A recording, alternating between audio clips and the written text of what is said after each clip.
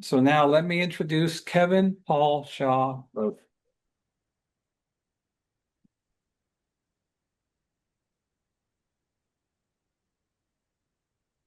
Say my name, say my name. Please don't. Greetings, Toastmasters, and honored guests. According to the Toastmasters website, my communication style is direct, and I am not certain that I'm a direct speaker at all. And let me give you an example. Kevin's life is not well documented because no contemporaneous material survives for documentation. So starts the Wikipedia entry for Saint Kevin, the patron saint of Dublin, Ireland. Huh? I feel for him. And I'm going to mess this name up in advance. The name derives from an Irish name, Samahin, Caoimhin. I have no idea how to pronounce my own name. Which basically means of noble birth. Ah. I love my parents and have no problem with them naming me Kevin. Though, please never call me Kev. However, there are times in life when the name has brought trouble. There was only one other Kevin that I knew of in my elementary school. Never met him. In high school, there were a couple of others. We never associated with one another. And it wasn't until the adult life that I got to know other Kevins and so forth. And for me, this is long before Home Alone, when Kevin became the regular word, a name, an exclamation. Back when I was a kid, anytime a character in a movie or TV show that used my name, they either were, and no offense, they were either gay or the villain in the story. As a kid, watch television and there's the villain. His name is Kevin. Great. But that's where the name showed up. But then there were the times when my name was used as a weapon. One day, the doorbell rang. My mother answered it, and there were these two young men who were standing there, and they asked, "Is Kevin around?" My mom told them that I wasn't, and they left. In truth, I was down the hall asleep, and I was 3 years old. My mom. So what was a toddler doing associating with these adult men? Who knows? After they left, my mom went and got me, put me in the stroller, and she went for a short walk outside. And she saw the van that they were getting into. This is the late 60s, so the van had a very ornate, very visible, and describable painting on the side. Which she was able to report to the police. Oh.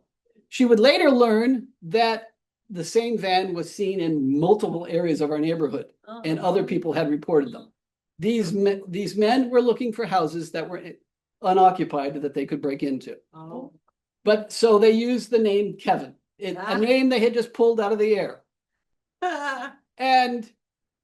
But that name, that whisper of my name, remained in the dark shadows of the air for decades.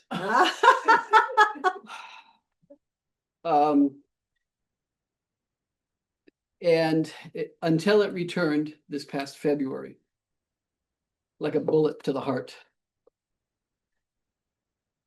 There had been a bad rainstorm the last few days, and the rain was continuing that morning, and I had no intention of going out in it whatsoever. We were getting ready to have lunch when my phone rang. "Kevin, where are you?" my sister asked me. "At home. I've been here all day." "Why?" It turned out that less than half an hour earlier, my father received a phone call. He could barely make out what was being said because the person was in tears loud, fierce tears. I can't understand you. Calm down and tell me what happened. The person on the other end of the line of the call went on to say, your son, Kevin, was in a bad car accident and he struck someone. And that Kevin was now in jail. Oh. This was a scam call. Similar scams are happening daily to people all over the place. And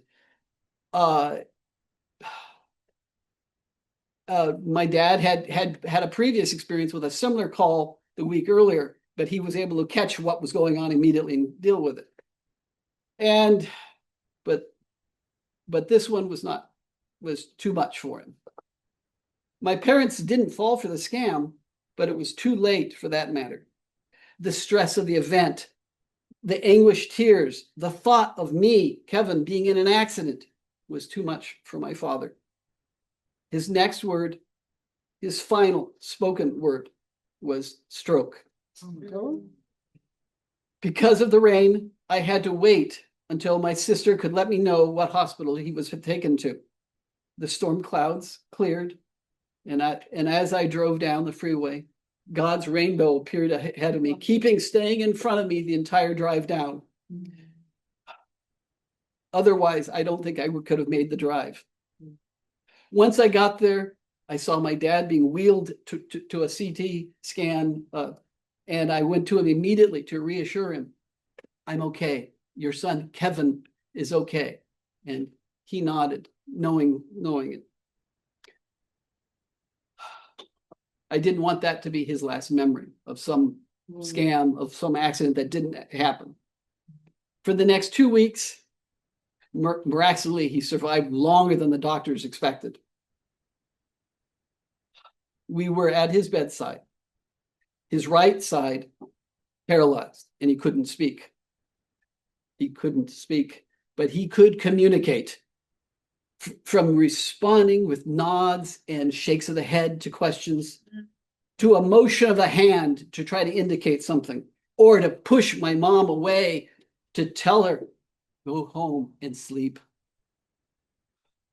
He also made it clear he didn't want for us to see him suffer any longer.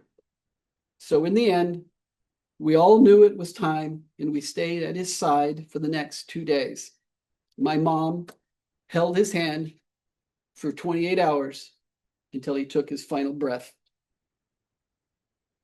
So you'll understand, as much as I love my name, there is always going to be a bittersweet edge to it. Now, tell me what my communication style is. Thank you.